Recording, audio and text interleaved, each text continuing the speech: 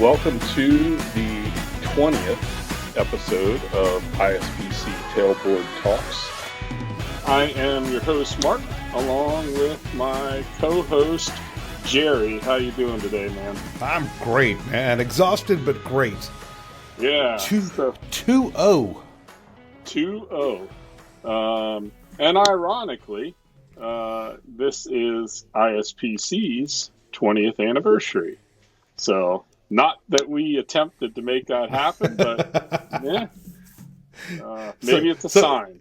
And this is a very different episode than what I think our listeners are used to, because we are just back from the 2025 T&D Trainers Conference and Trade Show. We've been gone all week. We've been out of our offices and studios all week. It has just been nuts. We're finally getting a chance to come back. And technically, you did the 20th episode last week. Yeah, so we're a little back. We're going a little backwards here, but it was just a crazy all week last week, just running everywhere. But man, what a time! Yeah, what a time! It was such a good turnout. It was record-breaking attendance. This year, we've outgrown the venue that we were at, and I'll tell you this: if Drury Plaza and Hotel San Antonio Riverwalk could magically add 5 meeting rooms for us, they're working on it, but it's going to take a couple of years. But if they could magically do that today, I'd be there. I'd be back there in a heartbeat. That's a phenomenal venue. We had such a great time. Got to thank Richard and Oscar there. They'll probably never hear this, but I want to make sure that they get kudos where their kudos are due, because, man, they took care of us. And all the front end staff, which I didn't get to talk to, they kept me in the hole back there, probably for a reason. But but those guys just took care of us so well. Well, and I think there's sometimes things to be said for going to the same venue twice, right? And so they kind of knew what to expect this time. They knew kind of how we put the show on, and this time just seemed to work seamlessly, right? There didn't seem to have some of the quirks and scheduling conflicts and stuff that we had a year ago at the same venue. But I was there again, not only from ISPC, but as a vendor as well with Gritty Tools, and it just felt better, right? We moved some things around to get more people in specific places at certain times, and the whole thing just flowed better than it did the previous year there, when we were a little more broken up. And, honestly, it was, Mark, it got to the point where I was like, man, are we missing something? It's going too smooth. Yeah. Something's got to be missing, but nothing was. And if you attended and you want to rewatch the stuff, look for your magic link on there. If you didn't attend, get ready, because next year, I'm excited to talk about next year. We're going to be in Orlando next year. Yeah, man. Looking forward to that one. Yeah, and we'll tell you more about that in just a little bit. First, let's talk about our sponsor. The sponsor of the podcast today is T&D PowerSkills, something near and dear to my heart. These days, safety and training managers are challenged with the task of controlling their line worker training programs. And T&D PowerSkills helps you take control. Things are changing fast. You need a solution that has the flexibility to keep up. T&D PowerSkills is a comprehensive 78-unit curriculum designed with the adult learner in mind. To learn more, visit us online at tdpowerskills.com. Again, it's tdpowerskills.com. And if you mention this podcast, you get an exclusive podcast listener 5% discount. Doesn't sound like much, but it does add up to a really good savings. So control your message, control your delivery, and control your costs. And we'll talk about all the control you can have a little bit later with T&D PowerSkills. So take control. Awesome. Thanks, Jerry. Yeah, it's always good. We actually got, speaking of sponsors, we got a good lineup this year of sponsors. And so I know T&D PowerSkills supported us almost exclusively last year, and we appreciate that greatly. And they're going to do the heavy lifting again this year, but we got some other sponsors coming in too as well. Looking forward to giving those other entities a shout out and sharing with our listeners some other companies that are stepping up to support us as well. So that's good too. And if you want to be a sponsor of the ISPC Tailboard Talks podcast, all you got to do is give Mark a holler. Mark at ispconline.com. Tell him you want to be a sponsor of the Tailboard Talks. I will relinquish the T&D PowerSkills sponsorship seat for someone else, and just so you can get your message across. I will gladly step down for an episode or two if you need to. Absolutely, always open to new sponsorships, and you don't necessarily have to be specific to the line industry, right? If you're somebody, if you want to get your your message out, we'd welcome to talk to you. So awesome. Mark at ispconline.com. Speaking of messages, speaking of conversations, dude, I'm kind of bummed. So my background or my experience is vast in a lot of things. Not line work per se, but it is vast. And primarily one of those is events and doing events and helping coordinate. And being in the position that I am with T&D PowerSkills, I get pulled in 100 different directions at the conference. I love it. Don't get me wrong. Do not take this. I absolutely enjoy being spread thin enough to read through at the conference. It's one of the things that I live for because I'm so used to putting on events and taking care of people like that. But this conversation, we were supposed to do the Tailboard Talks together in the middle of a break. It's a conversation that you guys had that I really, really wanted to be a part of. You focused on veterans. Mm-hmm. I'm a veteran. You're a veteran. Everyone you spoke with at the during this Tailboard Talk was a vet. And I was actually doing some giveaways and announcing and PA stuff within the vendor area, and was not able to get in on this in time because you all had, after the Tailboard Talks, you all had to go to classes and stuff like that too. Yeah. So let's talk about that. What I have found in this industry is that it is very veteran heavy. Yeah, it is. And I think we talk about that on the podcast, so I don't want to give the whole lunch ticket away, but we touched on everything from how our industry supports veterans, what's out there to draw veterans to our industry, how some specific companies, as you'll hear on the upcoming roundtable discussion in this podcast, how some specific companies that were represented on this roundtable, what they do individually to help veterans and some of the programs they're involved in. And, I think maybe the little bit of tidbit that you'll also hear again in the roundtable discussion is, I think the draw for the veterans to the utility industry is really the structures are very similar, right? It's you have that kind of chain of command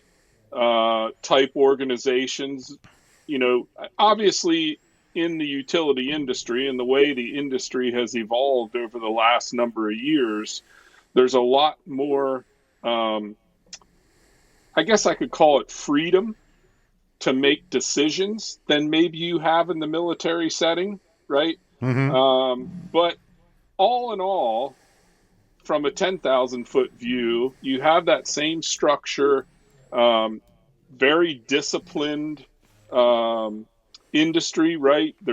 We do certain things a certain way because if you don't, bad things tend to happen. Mm-hmm. While there is a little leeway for judgment and doing things a couple different ways, there is certain things that must be done a certain way to get the proper outcome. And so I think some of those things, and I think we talk about some more on the podcast roundtable session, are, I think, what draws or what makes veterans a good fit for our industry. And so, yeah, it just happens to work out well like that. And, you know, most veterans are go-getters, right? If you weren't, you probably wouldn't have made yourself into the military, right? Or got yourself into the military. It's not somewhere you go because you want to slough off, right? And Right. so um, I think just all that stuff combined really makes an intriguing transition from the military to the utility industry. But don't take our word for it. Listen to Yeah, what the panel had to say. We had Centerpoint Energy, Jackson EMC, Linetec, all big large companies. yeah, Everybody had something to contribute. Can't wait for you guys to hear this.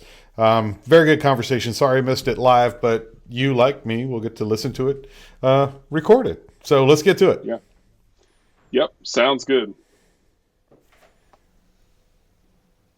We're going to talk today around veterans and what the utility space and specifically the companies that we have with us are doing to help support the transition for veterans from that military life into what they can look forward to if they choose to come into the utility sector. So I'm going to let each one of our guests introduce themselves and let us know what company they're working for, and then we'll jump into it. So, My name is Joesph Fields.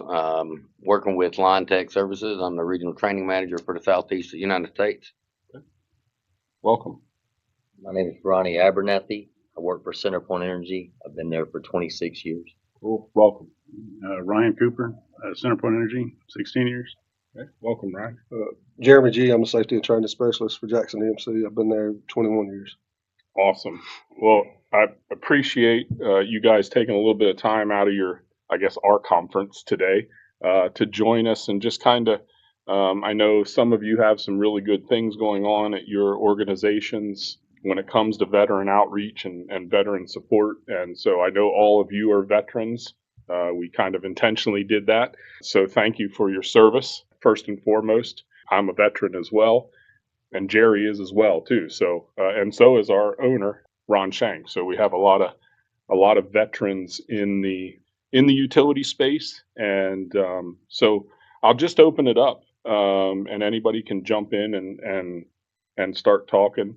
What are your companies doing to help veterans? What's some of the things that you guys have going on good? Go ahead. All right, so with Linetec, we're owned by Century, or Century is our parent company. But not only that, we work with Helmets to Hard Hats and Hire to Heroes, both with Century and at Linetec, giving veteran preference. And we're currently working to tie the VA post 9/11 GI Bill into our apprenticeship program to allow them to collect on-the-job training to compensate for that pay gap of getting out of the military, Sure. coming back into an introductory position Yep. to be able to work and go through an apprenticeship program. How about the other guy, Jeremy? I know you got a. So we're doing that.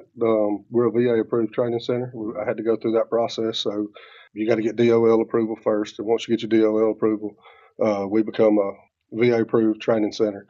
And so, like you said, the veterans are able to use their post 9/11 GI Bill to get their BAH housing while they're in our training program. Okay. So they're getting paid by us too while they're in the program. Plus, they're getting their VA check.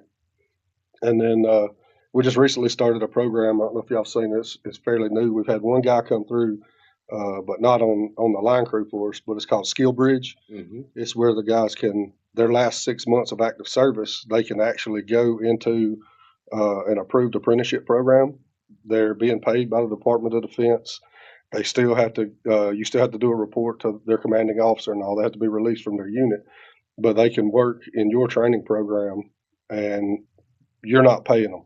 They can do on the job training and all those types of things. So we had one guy come through that we have a training program for our building maintenance guys. So we had a guy in the Air Force that did that, and then a job ended up not opening up for him, so he moved on to other things. But I was scared to do it with the line crew, just all the dangers associated with the job and all. But this past summer, we did a summer intern program with high school kids, and it worked out really well. We ended up hiring 2 kids out of that, and a couple of the kids decided, hey, this ain't what I want to do for a living. So it served its purpose. When we saw how everybody, we asked the supervisors and they were on board, but everybody liked that program and was willing to do it with the veterans. So put together like a 4 to 6 month kind of a pre-apprenticeship training program thing, except for we're not going to get CDLs. We're not going to spend the money on that. We're going to put them through our climbing school and those things. And we're going to try to have one of those guys at each one of our offices.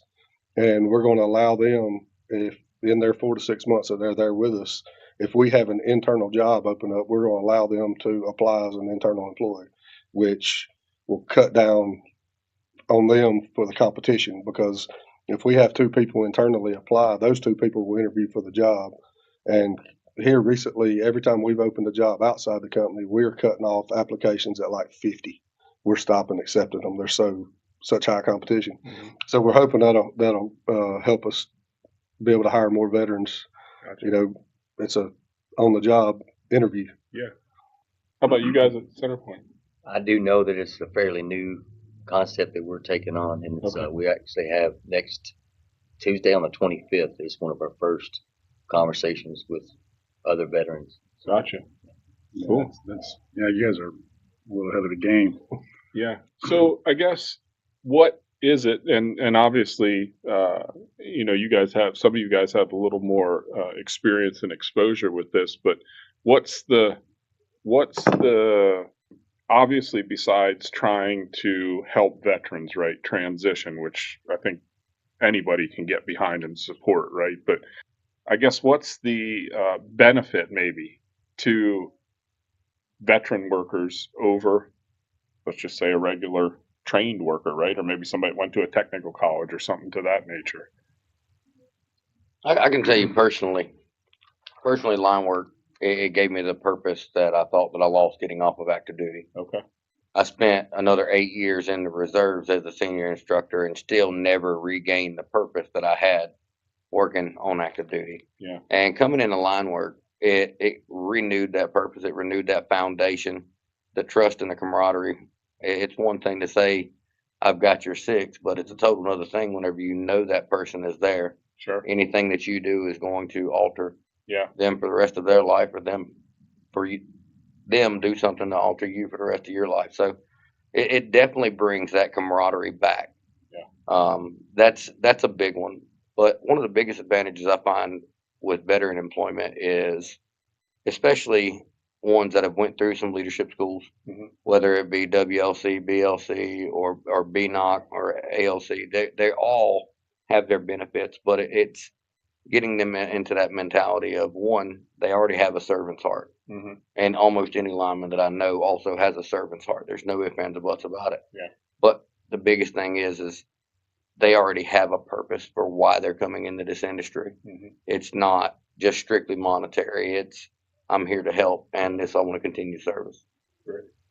I'd like to echo that, right? Because, I mean, whenever you're in the service, you learn how to be a leader. I mean, Right. from jump, they teach you and mold you to be that, right? And every decision counts, Sure. and your lives do depend on somebody else. Yeah. And it's just like in the line where we depend on each other as brothers. Yeah. To watch each other's backs, just like he said. Yeah. So I think it's very important that's a really good thing, because that's what you're trained on already. Sure. And then you come to something that's what you're expected to do. Yeah.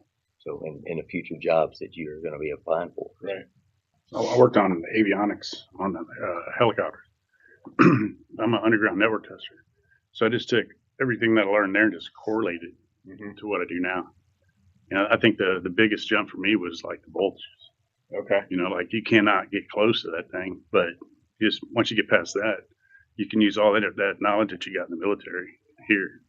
Yeah, same thing as what he was saying. Like most of the guys that were never in the military, I kind of tell them that work there on the line crew, that's the closest experience you ever have to being in an infantry unit is being on that line crew. Yeah. So what if I'm a veteran out there that just happens to catch this and am listening to this? So I know from experience that some organizations go find those people, right, and work to do outreach and those things like that. But if if somebody is, living in one of your territories where you guys, operate and are looking, hey, maybe I'd like to do that, short of obviously you guys doing the outreach, but how do they, find you or come to you, right? Like is there things for Jackson, right? Is everything on a website? Is everything, hey, I'm looking for work in this area and I want to, whether you were in line work in the military or whether you were in the infantry, right?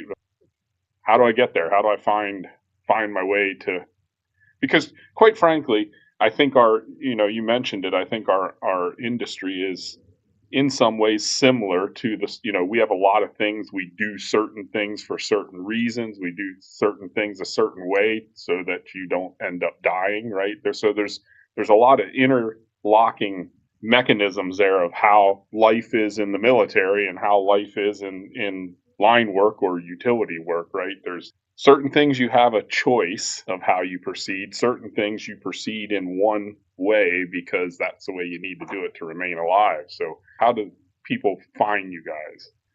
So for us, I know if they're still active, they can search us up on the SkillBridge website. If they put the zip code in there, we're the only ones that pop up in that zip code. Okay. We're on the Department of Labor website because we have an approved apprenticeship program, and then our Jackson EMC website, opportunities to apply.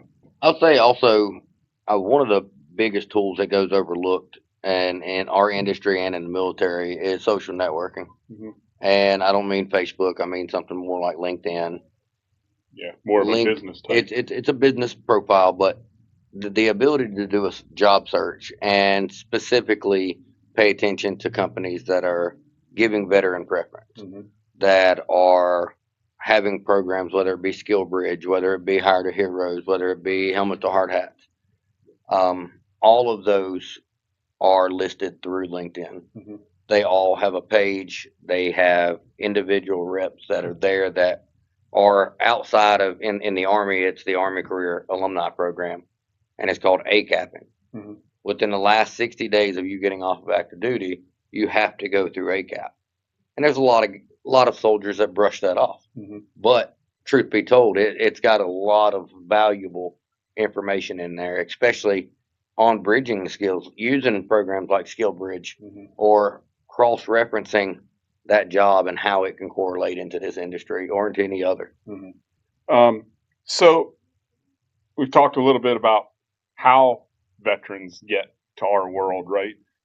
Let's talk about some of if you haven't had exposure or know somebody that's in line work or in our line of work, right? Like what are some of the things that you guys notice in your organizations that maybe appeal to the veteran, right? And you're all veterans, so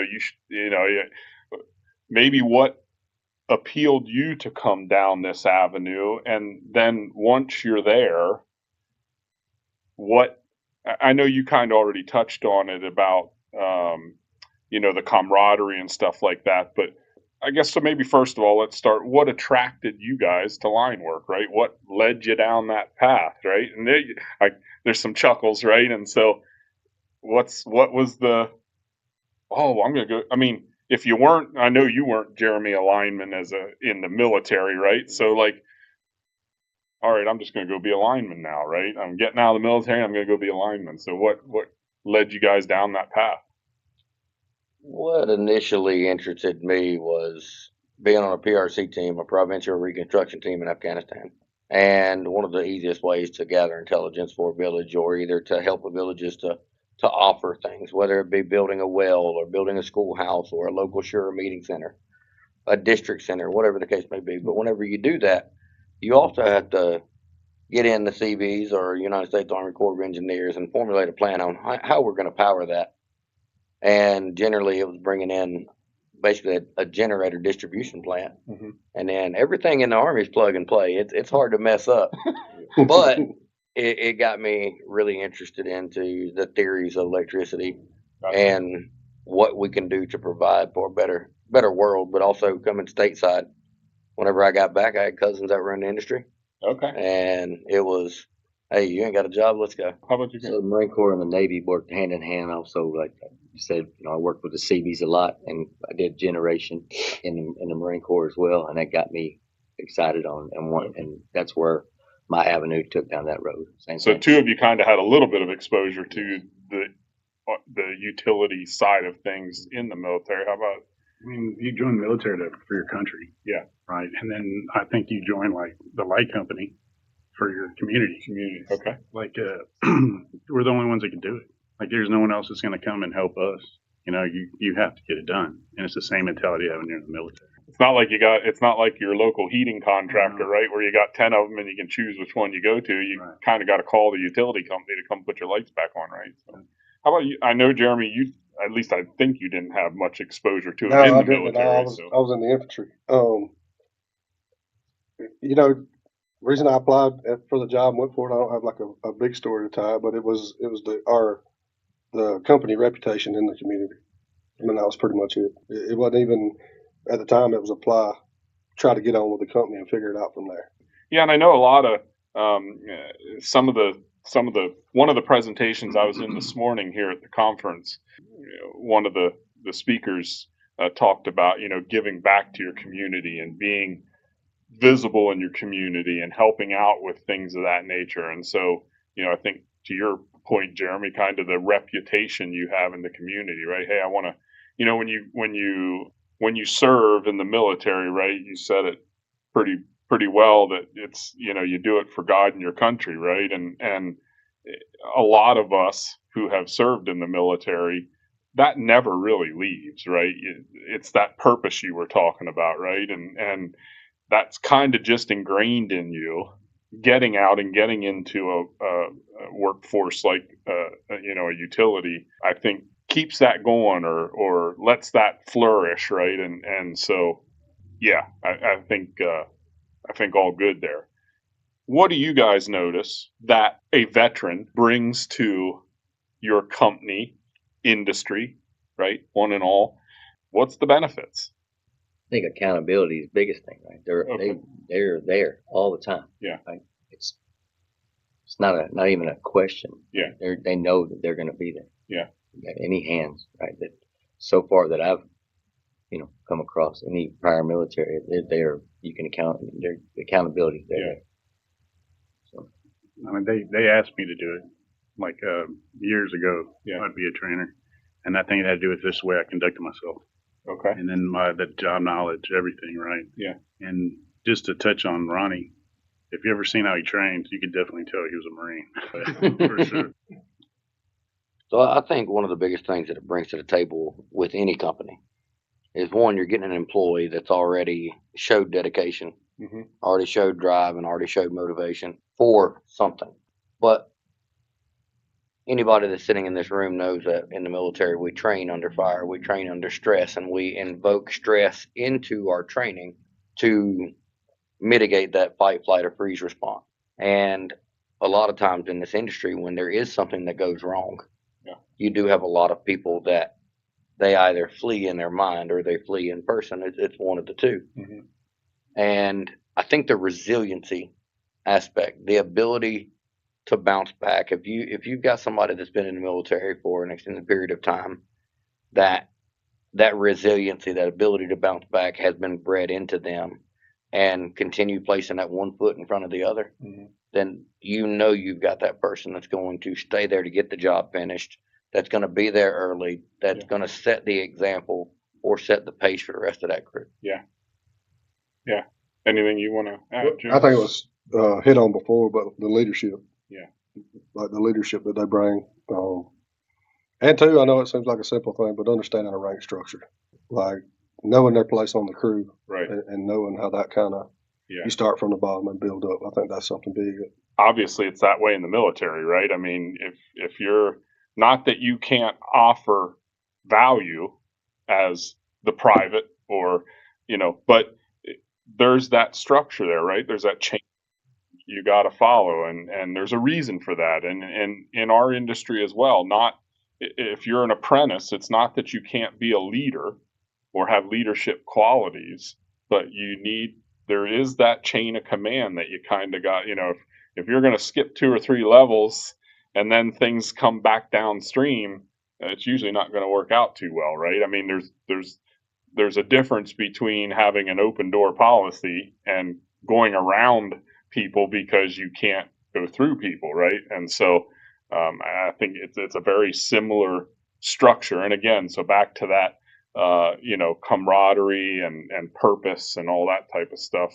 I think the two industries, I shouldn't say industries, the industry and the military are very similar in that way, right? So, yeah, I think there's a lot of good there. So, what I guess maybe one of the last things we can talk about is, so all right, we got them in the door, right? They're great workers. Are your companies doing anything else to support veterans? Because depending what you did in the military and what you were exposed to, right, there can be some lasting effects and things like that veterans got to deal with that maybe other people don't have to deal with, right? And so, what kind of support mechanisms do you guys have? And I hate to rabbit hole and say that you only do this for, obviously you do it for any employee, right? So I don't want to make it sound like you're only going to get this if you're a veteran, right? It's there for everybody, but I can say something like this is the first company I've ever worked for that, like, say Veterans Day, they actually took us to like lunch. Okay. And it boosts our morale. Yeah. And it's not just the trainers. It's our department. Yeah. Like, it's mainly in our department. It's not the whole company, but there are certain departments that do it, and it's just a little bitty things that they do. I've never had that happen. Yeah. Ever in any job. Yeah. But and we'll take the apprentices if they were veterans as well. Sure. And it's every year. Yeah. And we look forward to it, and they treat us well. Yeah. Awesome. So we do a veterans breakfast. We do it every year. They bring the company has all the veterans come there. They do a breakfast. They give us a veteran specific gift every year. Okay. That only the veterans in the company can have. Like, like a lot of times they give gifts for like lineman appreciation, and other people can get them, but only the veterans can have those. And then not specific to the veterans, but we do have a pretty good employee assistance program that guys can enter to anonymously. That is even offered. They have some stuff in our employee assistance for our family members. Okay. As well. So awesome. Yeah. And so we also have an EAP program, employee assistance program, offers free counseling and things of that nature. But one thing that Century did, and I won't say this was Linetec specific, we had a lot of guys from Linetec that drove it through. They set up a complete veterans, I guess you can say, networking program through Microsoft Teams.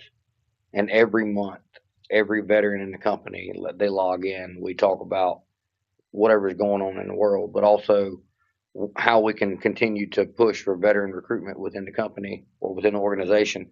And then also plan veteran-only trips, whether it be up to North Carolina, or we've got crews that are everywhere from Arizona all the way up to Virginia. Sure. So it's a little bit hard to just have one place for lunch. But we've accommodated, or I'm not going to say accommodated, we've tried to take a step to be able to bring that veteran community together inside of Linetec and Century. Yeah. I think there's, and again, so I kind of want to preface, and we kind of did there a little, but yes, this discussion is all around veterans and supporting veterans and how the utility community, I think is a good fit for veterans. I think there's a lot of similarities between the military and the utility world. And I wouldn't even just probably, obviously we're all sitting around here talking about electric utility, right?